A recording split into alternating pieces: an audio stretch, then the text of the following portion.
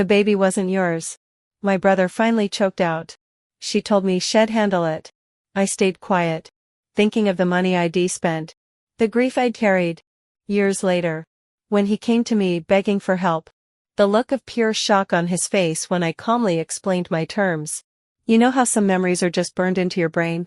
Not because they were traumatic at the time, but because of what you learned later. For me, it all started on a perfectly normal Friday night. My girlfriend of 5 years, let's call her Jenna, and I were bored. So, we did what we always did in our small town. We went for a joyride down the back roads. We grabbed a 12-pack, scooped up my younger brother, Mark, and his new girl, and just drove, blasting music with the windows down. I've always been the responsible one.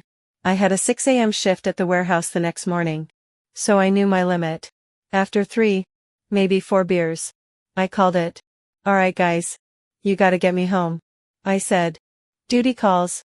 They dropped me off, and I remember leaning into the car to kiss Jenna goodbye. The air smelled like cheap beer and late spring night. Don't be too long, I told her.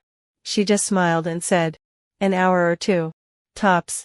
I believed her. I went inside, brushed my teeth, and crashed. Sometime later, I woke up with a full bladder. As I stumbled towards the bathroom, my eyes adjusted to the dark, and I saw it.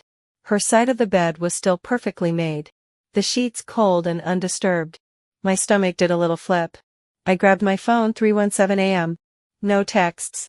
No missed calls. My first thought wasn't anger. It was a flicker of worry. What's going on? Did the car break down? I typed out a quick, hey, everything okay? And hit send. No reply. I told myself I was overreacting, that they were probably just parked somewhere talking, and forced myself back to sleep. When my alarm went off a few hours later, she was there. Not just there, but wide awake, practically buzzing with energy. She rolled over and started kissing me, initiating morning sex with an intensity that felt weird for that early. I was still half asleep, groggy from the beer and the broken sleep, and honestly, I didn't question it. I just figured she was making up for getting home late. I showered. She said she loved me, and I left for work thinking everything was completely normal. About 3 weeks later, she dropped the bomb. I came home from a long shift to find her sitting on the bathroom floor, holding a pregnancy test. It was positive. My heart hammered against my ribs. My first thought wasn't joy or fear. It was just pure confusion. How? We were religious about using protection. Always. My brain started scrambling, trying to find a reason. It must have been a faulty condom, I said, more to myself than to her. It's the only way.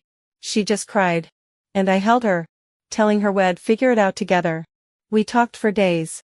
We were both 23, barely making rent, with no business raising a child, with tears and a lot of pain. We made the decision to terminate. I told my boss I had a family emergency and took 2 days off. I drove her to the clinic, paid for the procedure with money I'd been saving for a new transmission, and sat in that sterile waiting room for hours, my leg bouncing with anxiety. For the next week, I cooked every meal, ran to the store for whatever she needed, and just tried to be the solid, dependable partner she deserved. I honestly thought we were a team, that we had faced this awful, impossible choice together and survived it. I thought I was being a good man. Turns out I was just a fool paying for my own brother's mistake. I just didn't know it yet. I look back on that guy, the one who held her hand and told her it would be okay, and I barely recognize him. Has anyone else ever been in a position where you thought you were doing the absolute right thing for your partner, only to find out the entire situation was a lie? Fast forward a few years. Jenna and I had broken up for completely unrelated reasons. We just grew apart. The way people do. Life moved on. I had a new job, a new apartment, and hadn't thought about that whole pregnancy nightmare in a long time. One night, my brother Mark and I were catching up at some dive bar, the kind of place with sticky floors and cheap beer. We were just shooting the shit, talking about work, sports, the usual. We were on to our second round when we started reminiscing about high school and the stupid stuff we used to do. Out of nowhere, I said, man, remember those backroad drives? The time Jenna nearly drove my old truck into a ditch. I meant it as a funny, throwaway comment. Nothing more.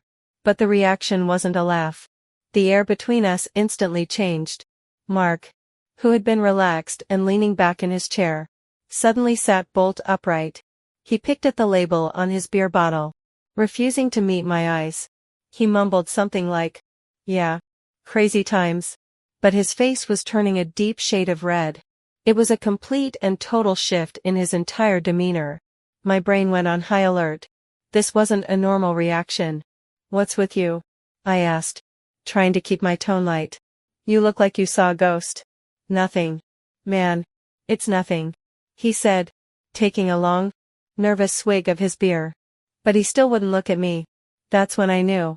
It wasn't nothing. It was something big. I leaned forward, lowering my voice. "Mark, look at me. What is it? What about that night?" My mind started racing, trying to figure out what he could possibly be hiding.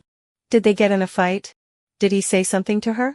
He just shook his head, looking down at the table. "I can't." "Yes. You can." I pressed, my voice getting harder. "You're my brother. Whatever it is. Just spit it out."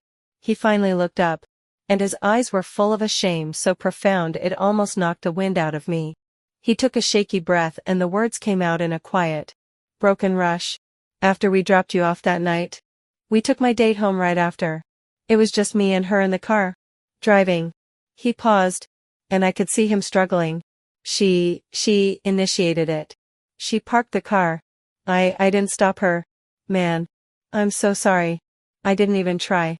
The background noise of the bar, the clinking glasses, the low murmur of conversations, it all just vanished. There was only a loud, roaring silence in my ears. My brain started working like a broken calculator, trying to process the variables. That night, she got home late. A few weeks later, the pregnancy. The pieces didn't just fall into place. They slammed together with the force of a car crash. The timeline, the shock, the faulty condom explanation that never felt quite right, it all suddenly made a horrifying kind of sense. And that's when the floor dropped out from under me. It wasn't a feeling of anger. Not at first. It was a cold, sharp, mathematical realization. A single, brutal thought that cut through everything else. It wasn't mine. The baby I had grieved for. The abortion I had paid for. The entire trauma I thought we had shared, it was all her lie. And he, my own brother, had let me live it. Read it. What do you even do with that?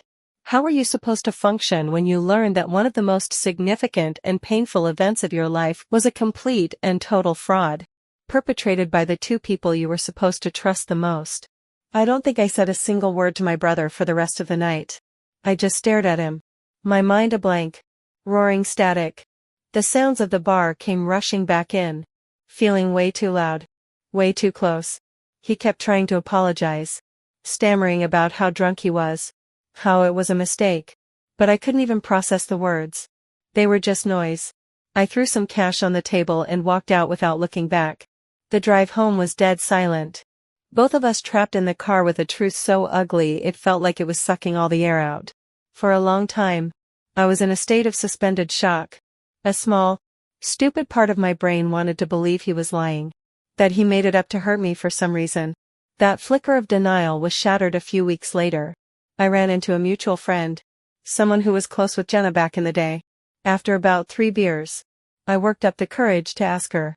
Point blank. I didn't even have to finish the sentence.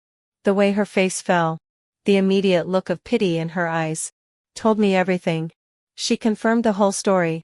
With the truth cemented, my brain went into overdrive, replaying the past not as I had lived it, but as it had actually happened. All the cracks I'd ignored suddenly became gaping canyons. Her behavior that morning, the manic energy, the aggressive affectionate, wasn't her being happy to see me. My mind recontextualized it with horrifying clarity. It was a performance. It was the frantic act of someone trying to physically overwrite what she had just done hours earlier with my own brother. She was covering her tracks. Then there was the pregnancy itself. The 1 in a million, faulty condom accident that we were just so unlucky to have. It was never an accident. It was the direct, predictable consequence of her cheating. The tearful conversations where we decided to terminate. I saw them for what they were now. I was there, grieving for a future that was never on the table, while she was just dealing with the fallout of her own betrayal. I wasn't her partner in a difficult decision. I was just the convenient, trusting solution to her problem. I was the guy who would pay for it, emotionally and financially, and never ask the right questions. The worst part is the feeling of utter foolishness. I had prided myself on being a good boyfriend, on being supportive and responsible. But I wasn't a good partner. I was a prop. She used my trust to hide her infidelity, and my brother used my trust to hide his betrayal. They both allowed me to carry the emotional and financial weight of a situation they created. And they watched me do it without saying a word. So, Reddit, here's my question. It's been years. And I'm over her. And my relationship with my brother is, well, it exists. But I'm not over the feeling of being played so completely. How do you learn to trust your own judgment again after you've been so fundamentally wrong about the two people you thought you knew best? How do you shake the feeling that you're just a fool who's easy to lie to?